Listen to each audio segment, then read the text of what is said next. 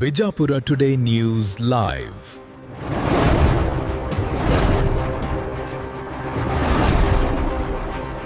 ಹದಿನಾಲ್ಕು ಜನರ ಮೇಲೆ ಹೈಕೋರ್ಟಿನಲ್ಲಿ ಕಿವೆಟ್ ಹಾಕುವುದರ ಮೂಲಕ ಸವಾಲು ಹಾಕಿದ್ದರು. ಅವ್ರ ಅಪ್ಪಗೂ ಹೆದರುವುದಿಲ್ಲ. ನಾವು ಕೋರ್ಟ್ನಿಂದ ತಡೆಯಾಜ್ಞೆ ಬಂದಿದೆ, ಅಂಜುಮನ್ ಚುನಾವಣೆ ಆಗುವುದಿಲ್ಲ ಎಂಬ ತಪ್ಪು ಸಂದೇಶ. ಸರ್ವಾಧಿಕಾರಿಯಂತೆ ವರ್ತಿಸುತ್ತಿದ್ದಾರೆ. BL ಕಚೇರಿ ಇದರಲ್ಲಿ ವಯಸ್ಸು ಹೋಗಬೇಕು. ನ್ಯಾಯಸಮ್ಮತ ಚುನಾವಣೆ ನಡೆಸಲು ಎಲ್ಲರೂ ಸಹಕಾರ ಮಾಡುವುದು ಅವಶ್ಯಕ. ದೇವಾಲಯದಲ್ಲಿ ಕೇಳುವ ಗಂಡಸರು ಇನ್ನೂ ಜೀವಂತವಾಗಿದ್ದಾರೆ. ದಯವಿಟ್ಟು ಮುದ್ದೇಬ್ಯಾಳ್ ಮುಸ್ಲಿಂ ಯುವ ಜನರಲ್ಲಿ ವಿನಂತಿಸಿಕೊಳ್ಳುವುದೇನೆಂದರೆ, ಕೋರ್ಟ್ನಿಂದ ತಡೆಯಾಜ್ಞೆ ಬಂದಿದೆ, ಅಂಜುಮನ್ ಚುನಾವಣೆ ಆಗುವುದಿಲ್ಲ ಎಂಬ ತಪ್ಪು ಸಂದೇಶ, ಸುಳ್ಳು ಸುದ್ದಿಗೆ ಕಿವಿಗೊಡಬಾರದು. ಕೋರ್ಟ್ ಆಗಲಿ ಅಥವಾ ವಕಫ್ ಮಂಡಳಿ ಆಗಲಿ ತಡೆಯಾಜ್ಞೆ ನೀಡಿಲ್ಲ, ಅದಕ್ಕೆ ಯಾರೂ ಕಿವಿಗೊಡಬಾರದು. ನ್ಯಾಯಸಮ್ಮತ ಚುನಾವಣೆ ನಡೆಸಲು ಎಲ್ಲರೂ ಸಹಕಾರ ಮಾಡುವುದು ಅವಶ್ಯಕವಾಗಿದೆ. ಕೆಲವು ಜನರು ಅನಾವಶ್ಯಕವಾಗಿ ಅಪಪ್ರಚಾರ ಮಾಡುತ್ತಿದ್ದಾರೆ. ಇದರಿಂದ ಅಂಜುಮನ್ ಆಡಳಿತಕ್ಕೆ ಹೊಡೆತ ಬೀಳುವ ಸಾಧ್ಯತೆ ಹೆಚ್ಚಾಗಿದೆ. ನಾವೆಲ್ಲರೂ ಸಂಘಟಿತರಾಗಿ ಅಂಜುಮನ್ ಚುನಾವಣೆ ಮಾಡೋಣ. ನಮಗೆ ಅನ್ಯಾಯ ಮತ್ತು ಅಕ್ರಮವಾಗಿ ಅಂಜುಮನ್ ಚುನಾವಣೆ ಮಾಡುತ್ತಿರುವ ಚುನಾವಣಾಧಿಕಾರಿ ಔದ್ರಾಮ್ ಮತ್ತು ಎನ್ರೋಲ್ಮೆಂಟ್ ಆಫೀಸರ್ ಆಗಿರುವ ಶ್ರೀಮತಿ ತಬಸ್ಸುಮ್ ವಿರುದ್ಧ ನಮ್ಮ ಹೋರಾಟ. ಅವರು ಅನ್ಯಾಯ ಮಾಡ್ತಾ ಇದ್ದಾರೆ.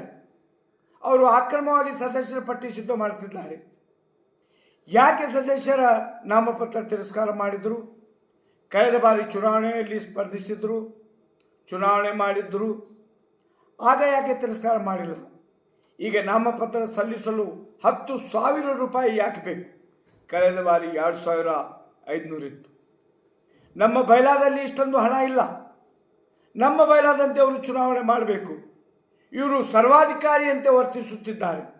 ಮುದ್ದೇಬ್ಯಾಳದಲ್ಲಿ ಬಂದು ನಮ್ಮ ಸಂಸ್ಥೆ, ನಮ್ಮ ಸ್ವಾಭಿಮಾನ, ನಮ್ಮ ಹೆಮ್ಮೆ, ನಾವು ಎಲ್ಲರೂ ಸೇರಿ, ಇದು ಎಲ್ಲರ ಸಂಸ್ಥೆ. ಅಂಜುಮನ್ ಇಸ್ಲಾಂ ಅಂದರೆ ಮುದ್ದೇಬ್ಯಾಳ್ ಹಿರಿಯ ಮುಸ್ಲಿಂ ನಾಗರಿಕರು ಕಟ್ಟಿದ ಸಂಸ್ಥೆ. ಅದರ ರಕ್ಷಣೆ ಮಾಡುವುದು ನಮ್ಮೆಲ್ಲರ ಕರ್ತವ್ಯ ಆಗಿರುತ್ತದೆ.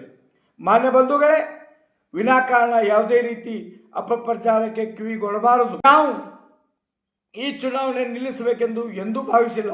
ಈ ಹಿಂದೆ ಕೋರ್ಟ್ನಲ್ಲಿ ಆದಂಥ ಆದೇಶಗಳ ಪ್ರಕಾರ ವಕ್ಫ್ ಮಂಡಳಿ ನೀಡಿದ ಮಾರ್ಗದರ್ಶನ ಮತ್ತು ಆದೇಶದಂತೆ ಚುನಾವಣೆ ಮಾಡಬೇಕೆಂದು ವಾದಿಸುತ್ತಾ ಬಂದಿದ್ದೇವೆ.